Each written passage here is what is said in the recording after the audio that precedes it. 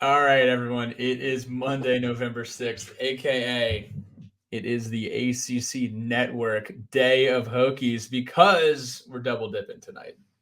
Billy, behind his head is the Castle Coliseum view of Virginia Tech dominating High Point. Queens of Castle getting it done, 38-15 so far. We did see the ACC PM crew there, which was fantastic. And then the Hokies play Coppin State at 8 as well. On the men's side, this is going to be a short podcast. We are the Sons of Saturday. We got Billy Ray over there in Atlanta. My name is Pat, hanging out in Charlotte. Big week in Charlotte. Got Iowa and Caitlin Clark coming in on Thursday night, and got South Carolina coming in on Friday night, the late game. We also do have a lot of Virginia fans coming to the Queen City, to my dismay, to everyone here's dismay. Ha ha ha. And yeah, we're actually going to talk about football, though. Talking about the Virginia Tech Louisville game. Louisville, for lack of a better word, destroyed Virginia Tech at Louisville Stadium on Saturday, 34-3. And yeah, I mean, we know that the offensive line, the defense, it was a tough day. And the scoreboard showed it. And our facial expressions during most of Saturday showed it as well. I was unhappy watching the Hokies, but a great slate of football. Billy, is all well in your world? What's going on? All is well. Happy basketball is back. Overall, it was a tremendous weekend in Scottsdale. There were amazing football games on. I won a ton of money live betting Alabama once LSU scored. Highly suggest everybody doing that whenever Alabama, whoever they're playing, scores first. But no, I had a fantastic weekend. Fired up that we have gotten. Look, from where we were a few weeks ago to where we are now, every goal that we want to accomplish from the beginning of the season is still available to us. And we're just going to talk about this Louisville performance. Cool. So, Hokie haikus from the weekend. Matt Parnell says Louisville was dope. Hokies football was not dope. Let's go get a bowl. Pete McGee, trouble on the road. Hokies dominate at home. Woeful nonetheless. We will be on the road up this week at Boston College, which is not necessarily a friendly place for us. Have not won up there since 2017. Grant Watson, Hokies crushed by Cards. There is still hope for a bowl. Bring on the round ball. Bring on the round ball. Where did we watch this game? Where did we tailgate? There was no tailgating, but we did watch Virginia Tech on Saturday, celebrating our friend Griff in Scottsdale, his bachelor party. We did go to the Barstool Scottsdale bar, had a great time, played some golf, hung out, great weather, great state. Arizona, always a great time. Billy Ray did not offer me the advice of betting on Alabama during the game. And I had my worst day on the book on Saturday of all season. So, while some of us really enjoyed it, others did not do as well. Arizona, unprecedented top 5 state. If they had an ocean, it would be probably one of the best places in the world. Couple of observations from the game. You mentioned it. Tickets were on sale for $17. They were not snatched up. Louisville, I look at this game. Am I disappointed with Virginia Tech's performance? Yes. Am I thoroughly impressed by Louisville? Also, yes. They are tremendous at the line of scrimmage. They're talented all over offense.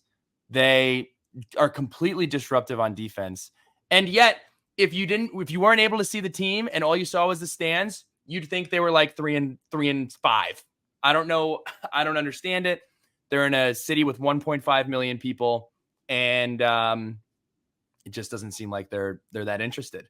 But I will say one of the more active talk smack on Twitter fan bases. A lot of folks in the I did a lot of bookmarking. I can go ahead and delete that folder now. Nothing that we can do with those. But no, they didn't show up to the stands. I know we'll put this out a little bit later. Our guy Grant, who was taking pictures, has a video of the Virginia Tech section jumping to Enter Sandman. which we love to see.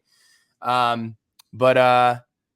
where are the people? How are you not supporting this Louisville team? They're really good. Really good. That was their 10th home win in a row. You get double-digit wins in a row at home. You got something special going on. And unfortunately, it doesn't seem like everyone has embraced that. So, Jeff Brom, I'm sorry for you because maybe he needs to take to the podium and just start yapping. Where are our fans? Why isn't anyone showing up? The vibe heading into this game was, they're going to be down all these starters. Pete Thamel rat poison, dude. There was a lot of rat poison. Might be down to O lineman. Sounds like Thrash isn't playing. Thrash was like the only guy outside of Jordan that we talked about on the offense. I mean, he's essentially their entire receiving offense, and he did not play. Amari Huggins-Bruce didn't play either, and Jawad Jordan was banged up. Still got 14 carries. He was battling a hamstring injury, but that didn't matter. 14 carries, over 50 yards and a touchdown for Jordan. He was good. Scored the first touchdown of the game for Louisville, but we know the unsung hero for Louisville was their backup running back. We could talk about that after we handle these sons of stats. What did you think off the top of your head here? Yeah, off the top of my head, not necessarily a stat. It just felt like Virginia Tech went in a time machine and went back to some of their old habits. And we did a lot of stuff that we thought we had moved past. We got dominated on the line of scrimmage. We came out threw the ball early. We came out and we basically let Louisville get into second and shorts, third and shorts, weren't very opportunistic, weren't very disruptive. And they ran all over us. So again, didn't look prepared to play the game, got beat up and lost the football game. Yeah. I mean, we had less than 100 yards running, less than 100 yards passing. That's it right there. You're not going to win a football game. In our score prediction, we said, hey, total yards for the Hokies. Whoever gets it is closest for the Jack and Coke thing we do every week. And I did not see too many guesses that were below 200 yards. And unfortunately, we're going to have to give away some free stuff for the guy that won. I reluctantly have not gone in there and pulled out the winner yet, but those are always the tough ones. Mm-hmm. Second lowest rushing total on the year for Tech. We know the Purdue game was awful. 11 yards against Purdue. I think it was 62 at Louisville. And 140 total yards is the lowest total in 8 years. Back to that Pitt 2015 game. I hate any time that Pitt 2015 is referenced because you know that it's probably followed by an awful offensive performance. Sub 10 points. Lowest yardage allowed all year as well. 2.7 yards per play. Louisville ran for 231 yards on the day, and Tech was 2 of 11 on third down. I really just didn't have the ball at all in the first half. I just remember at halftime, I looked at you and I was like, I think we had the ball 4 times. Last drive was the best drive of the half for us and couldn't turn it into a touchdown. Had to settle for a long field goal. But it's not very exciting. It's pretty crazy though that if you had watched that game, there's no way that you would have thought that Virginia Tech and Louisville ran the exact same amount of plays on offense. But they certainly did. They both ran for 51 plays. Louisville 1 time of possession, 32 minutes to 27. Another thing that kind of was something we did early on in the year and you thought you got away from, Louisville had 3 touchdowns of 35 plus yards, explosives. Their running back room has tremendous vision and tremendous patience. Yes, their offensive line, specifically Brian Hudson, former Virginia Tech Hokie, was getting after it the entire football game. And Coach Pry mentioned this in his post-game presser. They played with a level of intensity and pissed offedness that we need to play with. Again, this is taking nothing away from Louisville. Virginia Tech did not play a great game. Louisville is a very, very good football team. Probably a playoff contender is a little bit extreme unless they were to go on and beat Florida State. But they, to me, look every bit of a top 10 team in America. Louisville also completed 92% of their passes. We said that we needed to make them one-dimensional. Louisville's quarterback had the ability to stand in the pocket, pick us apart, as be able to make plays. So, you have to tip your cap to that offensive line. You have to tip your cap to what they were able to accomplish. But, very, very frustrating. Very, very frustrating overall. We could talk about the offense. The bad got absolutely dominated up front. Very peculiar start to the game. It reminded me a lot of I believe it was the Florida State game where we came out. We passed the ball 4 times on our first 2 drives. We were sacked twice, started the game with a sack. I think every single Hokie fan sent this text to their group chat. About as bad as a start as you can possibly have. It certainly was. And again, it was pretty obvious at the beginning of the game that we were going to be at a large disadvantage up front. Louisville took advantage of that. Josh Fuga got banged up early. But they just basically did whatever they wanted to us up front for the totality of that football game. Any other bads on that? I think anything else? 3 of the first 5 drives of the game for Tech totaled negative yardage. But it was like a dead in the water thing on that first play of the game. Oh, sack minus 11 yards. Drones did not have what seemed to be like a designed run until the second quarter. Did you notice that? Yeah, he only finished with, what did he finish with? 11 rushes for like 6 yards, something like that. Yeah, and a handful of those were sacks, but it was like we flipped a switch on the longer drive that resulted in the field goal when Drones got that first down pickup when he, finally was able to get loose a little bit. But it was kind of a doomed from the start situation, and they just had bigger guys up front than we did. For the good, the scoring streak continued. When we kicked that field goal, it was like, all right, settle the boys down, maybe score some more points, get a stop coming out of half. It was the only points we scored all day. John Love knocked it through.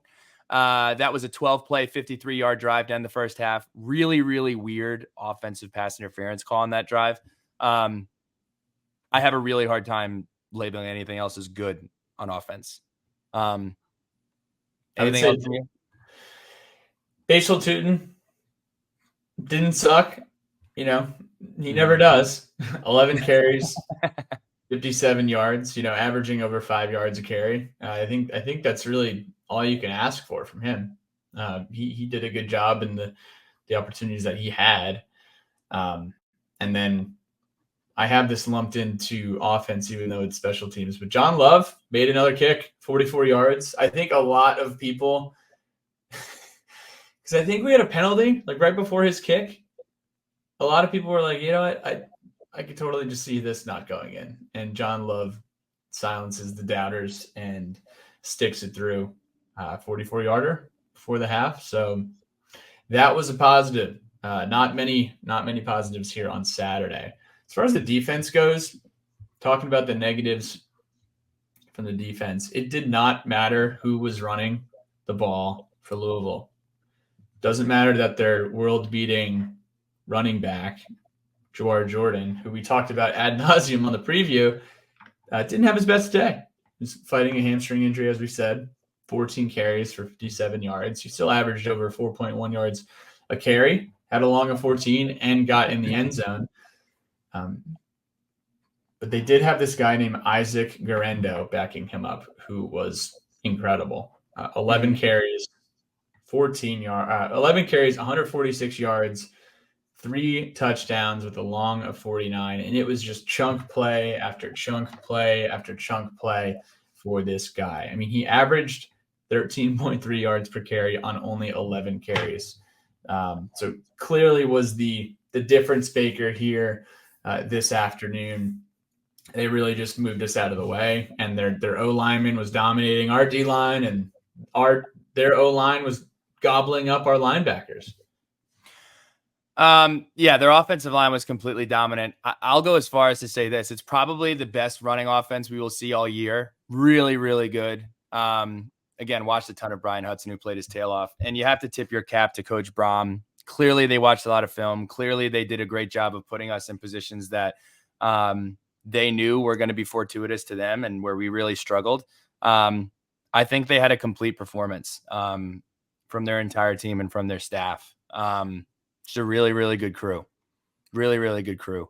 You mentioned it. Only 4 possessions in the first half. This new clock rule, like, it stinks. I'm not blaming. It's obviously not why we lost, but it is a huge difference maker for football teams who like to run the ball a lot. You are just you're losing a possession and a half, basically, in both halves of the football game. We were talking about this. I think at the bar, it's like, who asked for this? Like, what prompted the change for less football? I don't really know who was arguing for that. But that is the change that has been presented. It led to some huge arguments on the bachelor party on Thursday night, where we were debating slowing down the game in baseball versus kind of irrelevant. You had to be there. I don't know why I brought that up. In terms of the good, I really didn't have a ton of great things to say about Cole Nelson. Cole Nelson had a sack. Yeah. That was good. That was nice. I'll say this. Peter Moore did a great job keeping us in the football game. His first punt was not great. First punt, not awesome. But after that, his second punt put Louisville on their own 12-yard line. His third punt was 58 yards. His fourth punt was 50 yards. Really kind of kept us in the game and made Louisville earn their points in which they did. But I think Peter deserves a hat tip for his performance. Hat tip for Peter. No hat tips here in the Pat's Blue Ribbon of the week. Pat's Blue Ribbon of this week. You got to earn the blue ribbon. And in honor of our friends at Pat's Blue Ribbon, where you can and you will purchase a Pabst Blue Ribbon on November 18th when the Hokies close up their Lane Stadium slate this fall. You know that you can get Pabst Blue Ribbon at the Bennies in the southeast corner of Lane Stadium in the East Stands. You might not know that PBR is sold at Lane Stadium. And Lane Stadium is the only college football stadium in America that sells that PBR. Pat's Blue Ribbon of the Week this week. I don't think we're really going to point at any single good thing about the performance on Saturday from anyone. So we're going to hold on to this credit. We're going to hold the credit of this Pat's Blue Ribbon. And if the team shows up in 2 areas next week, we'll give out 2 ribbons. Can I suggest a give it, because I don't know if you're allowed to bogart them. I don't know if we can double give out. I take this away from I'm saying as the owner of the segment, it's Pat's Blue Ribbon. It's not Billy's Blue Ribbon. Of course, no. So I'm just saying, cheers to us being so invested in a football game in November. Like, it was cool to have the nervies going into a football game in November with those stakes. Did we get a little over our skis? Maybe. Absolutely. But to have as much awesome dialogue that whole week, I don't want people to think that this loss somehow undoes the awesomeness that happened in October. Was it disappointing? Yes.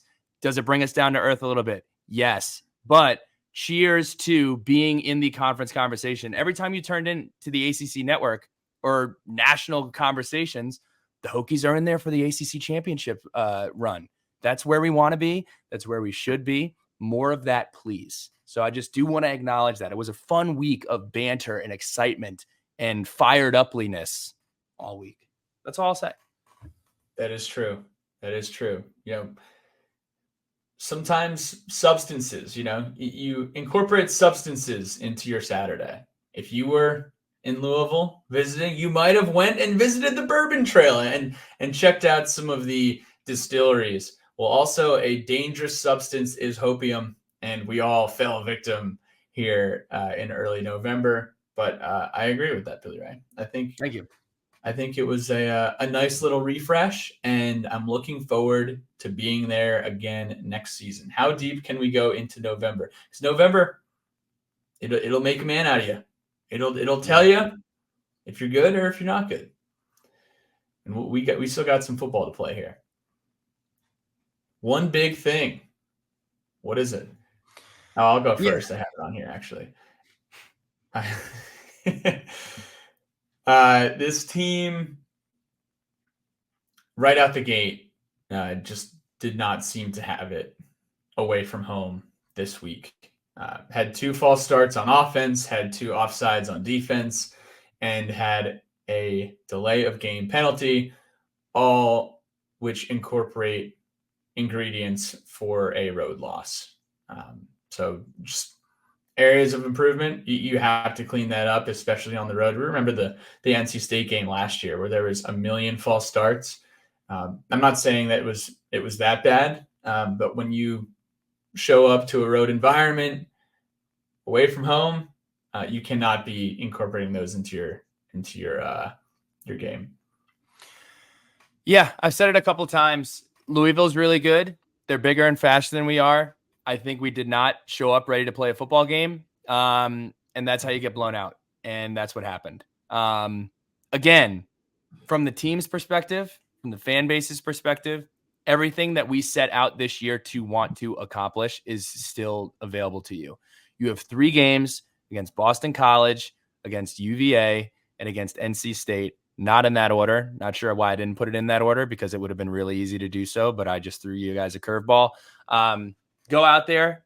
Got 2 more opportunities to win football games on the road, which we have not shown the ability to do. We haven't shown the ability to go out and win. I said we were going to win more games on the road than we were at home. I'm an idiot. I was wrong. So, second half, we're way past the second half, but here in November, go out, earn a bowl game, continue to get young guys reps.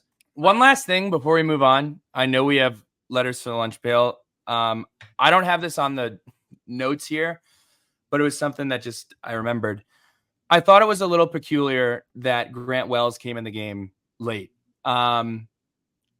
I think if Kyron Jones is going to be the guy and he's in the game, it's much more beneficial for him to get 6 or 7 minutes more of game time than it is to trot Grant Wells out there. Again, I don't know if Kyron, hurt something or what the reason was behind that decision. If you're going to take Kyron Jones out of the game, personally, if he's the guy, I'd like to see a couple of minutes from Pop Watson. At that point in the game, Grant Wells coming in, making a little bit of a difference. You're not going to come back and win the football game. I'd like to see a complete youth movement when we're given those opportunities, and whether we're getting blown out or we're blowing somebody else out. I'm not making a huge stink about it. It's just one observation that I had at the end of the game. But I did think that was a little peculiar. I know that it was tweeted prior to the game that Grant Wells was taking snaps with the second team. I don't know if Wells was taking second team snaps at any point with the Wake or Syracuse games, because we did see Pop Watson get in. Yeah, I agree with that point. I mean, if you're trying to conserve your youth and you want to keep young guys engaged, that's the perfect opportunity to play Pop Watson like we did in the Syracuse game. If Grant was still hurt for Syracuse and he was supposed to play against Syracuse, I guess that's one thing, but I don't see the upside in having Wells go in where you have a guy like Pop Watson who there's a lot of excitement about. Keep that guy engaged. Or a Kyron Jones who could use more, or a Kyron Jones who could just straight up use more reps. Right. So I don't know. Right. Just thought it was interesting. Yeah, you're getting Bryce Duke involved at the end of the game. Obviously, he's a younger guy. Why not the same for Pop Watson?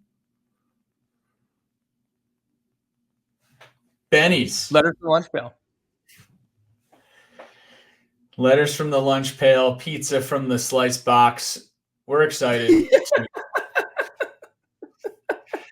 We're excited because we just went on the internet, on X.com, on Instagram.com, and we saw our friend Hookie Hack gallivanting through downtown Fredericksburg as it appeared, fired up about his Krusty Krab pizza song, singing the song, holding a 28-inch pizza in his clutches.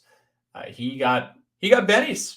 He got a pie with the Sons of Saturday discount. He said, "Hey guys, I'm watching this Hokie marathon tonight.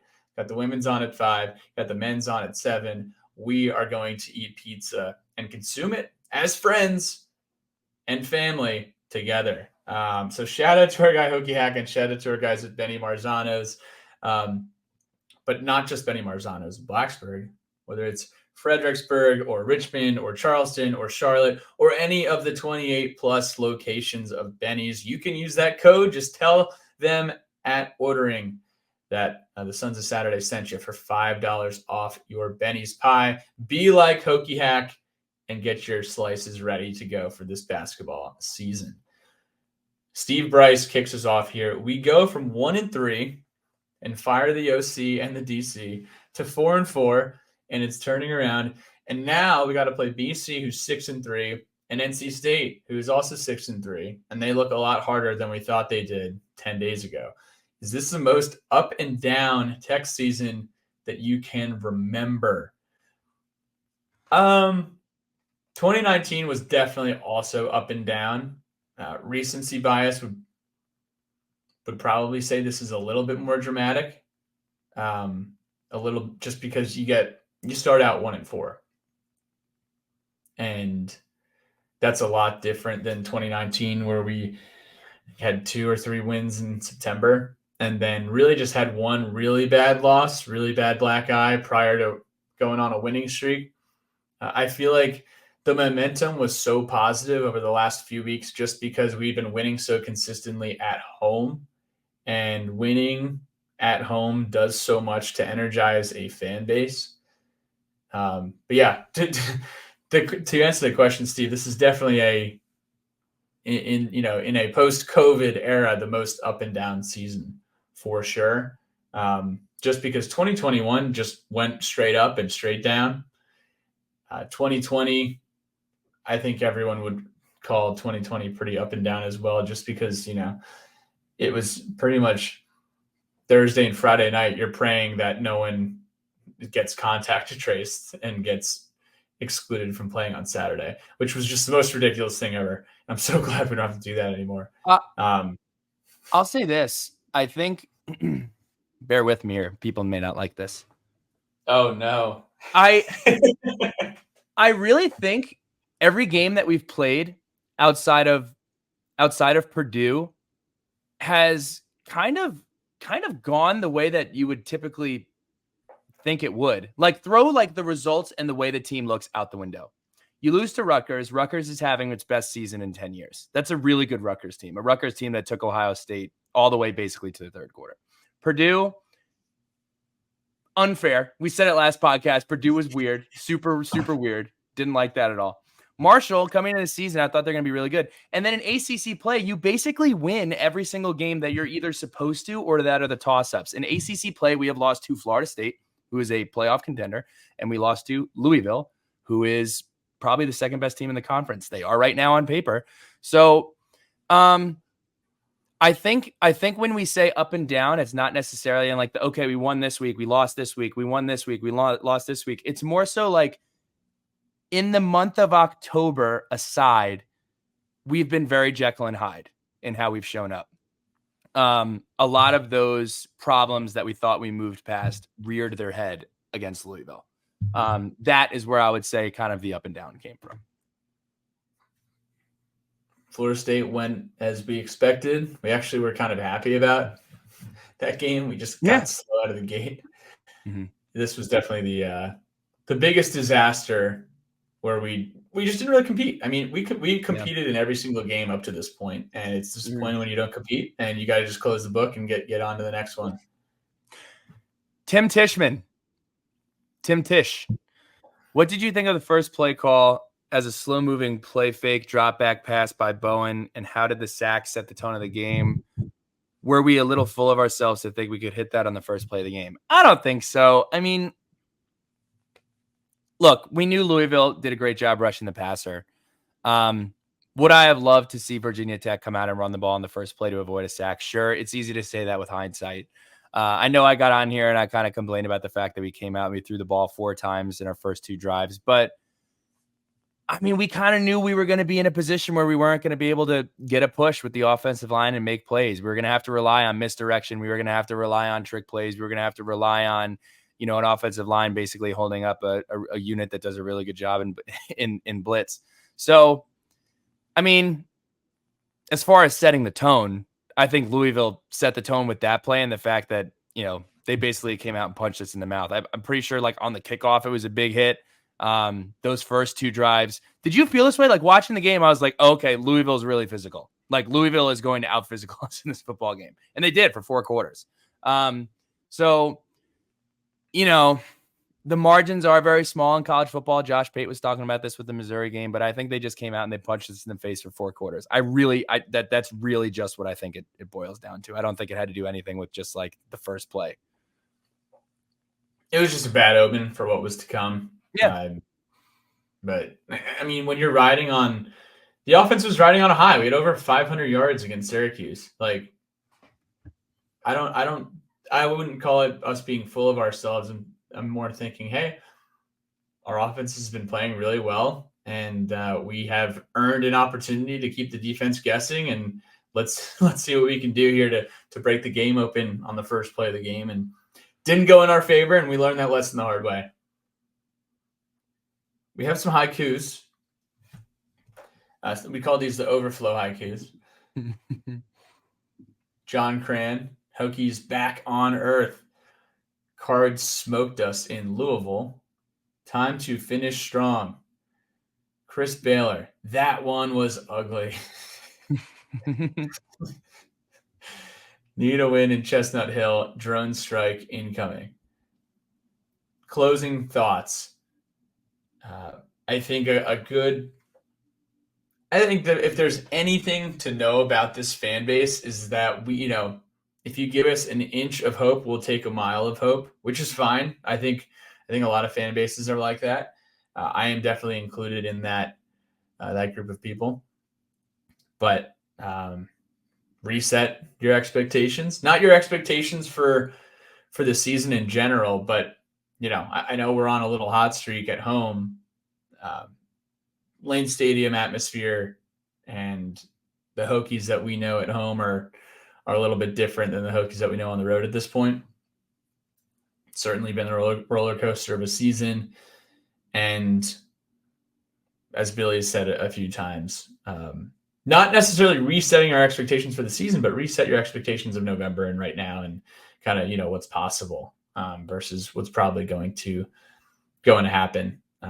I think right now, everyone would have been happy with the bowl, right? You got 3 games left. I think anything, if you finish 5-7, I think it's a disappointment. If you finish 6-6, right on. If you win these next 3, I mean, you want to talk about getting that momentum back.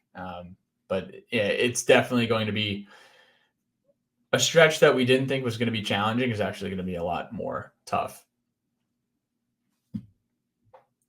Sharkies shout outs. We also have Memento here. I don't know if we're going to do a Memento this week. I think it's kind of hard to do a Memento when you're not at the game and you lost the game. So if you guys went out to Louisville and you were at the game and you got some good pictures, take the opportunity to download Memento. I know we put it on Twitter last week. We'll probably throw something up there again this week. But check it out and make sure to use our code when you download and put your digital memory out there from your time at Churchill Downs or at Jim Beam or anything in between. Do you have any shout outs or I know we have some announcements. No, shout out to the boys, shout out to the girls. Basketball is back. And again, I would not allow yourself to go down I'm trying to think of a good example. It's kind of like you go out to a really, really nice dinner. You had a nice dinner and then you remember you're like, oh man, it'd be really good is a Dairy Queen sundae. You already had a great dinner. Your expectations were just to go get a good dinner, right? Hokies just played a great month in October. They're in position to go to a bowl game. Oh, man, I'm going to go to Dairy Queen. I actually would love Dairy Queen. Is that possible? Can we go to Dairy Queen? And you pull up and the Dairy Queen's closed. That doesn't change the fact that you just had an awesome dinner. That doesn't ruin the entire night.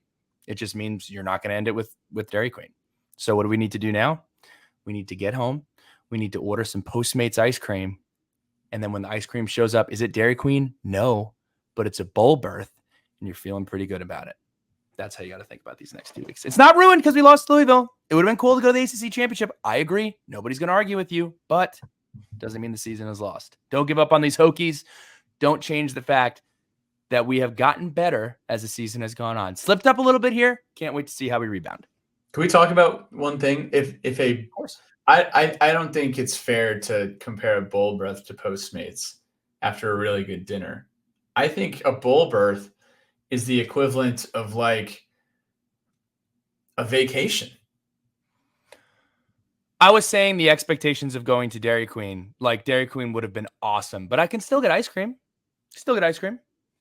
I'm not hating on the bowl game. It's more so just like, hey, we already had a great dinner, right? We've already had a good dinner. Get the Postmates, still going to be happy. I'm saying don't let this loss make you be like, oh, well, of course, we ruined it. Typical Hokies didn't figure it out. It's not typical Hokies to be 4-4 and competing for a chance for an ACC championship. Like that's like make-believe fairy tale land. I can't believe we're in this situation. So, and we lost. So It is what it is. Comparing Postmates of, hey, you can still get Postmates. It was not a Postmates equals bowl berth. No. I'm going to be fired up at a bowl. Be fired up. Let's go get a bowl. We are fired up to see everyone in Charlotte this week. Mm-hmm. We are fired up to drop our Slam Jam video content that we did with the men's team and some of the coaches and Liz in Georgia and a lot of Blacksburg businesses and Virginia businesses. I think that's what we could say. We could say Virginia businesses when we talk about Roback. And Roback is a national business, but they're a Virginia business. We get it. They're in Charlottesville. Like, we understand that they're in Charlottesville. They make great stuff. That's not going to deter me from purchasing Roback stuff because they're in Charlottesville. They do make really good stuff. And the Virginia themed polos and quarter zips, they look great. I'm sure you've seen someone in Lane Stadium or around Blacksburg wearing it, and you're probably like, hey, that's really cool. Yep, that's Roback. Go check them out. Use Suns VT for 20% off your first purchase. So, Slam Jam coming out. And then I want to give a shout out to the K5K, the 11th annual Run for Kendra. Good pals, Hunter and Carter Atherton, were talking to me about the Run for Kendra that they do every year. It's a Run for Kendra. It's a 5K event that raises money for college-bound students who have lost a parent to cancer. Scholarships go to Hampton Roads students as well as students at Virginia Tech. And the run is in honor of Kendra Atherton, who graduated from Tech and lost her battle to cancer in 2012. And over the past 10 years, over $120,000 has been raised for the scholarship fund. You can learn more at www.k5k.run. And we actually have some pictures that we can put out in the article too. We'll tweet this and put it out in the article. But I want to give a shout out to Hunter and Carter and the Athertons. Probably see them for the NC State game. So that'll be an awesome time. But yeah, if you're in the Virginia Beach area, go check it out, the K5K run. I just want to confirm the date of this so you guys know when the date is. Like registration ends on November 18th at 11 a.m. Okay, so the date, the run is on the 18th of November. Oh, there it is right there.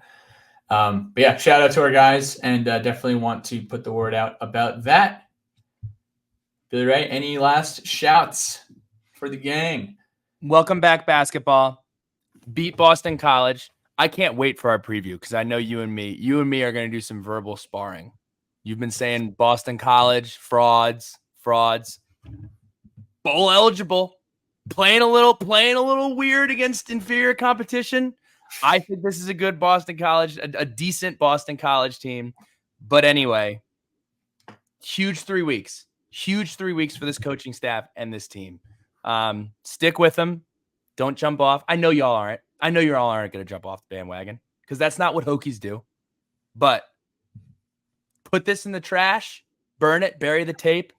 Let's finish this year strong. That's it. My dad's going to Boston. My dad's going to all 3 games this weekend. He's coming Psycho into move. Charlotte. Psycho move by your dad. He's Psycho coming move. into Charlotte on Thursday, going to the women's on Thursday, men on Friday, and he's on like the first flight out of Charlotte on Saturday going up to – he's shipping up there. Haven't looked at the weather for Boston on Saturday. Can't imagine it's better than Charlotte weather on Saturday, I'll tell you that much.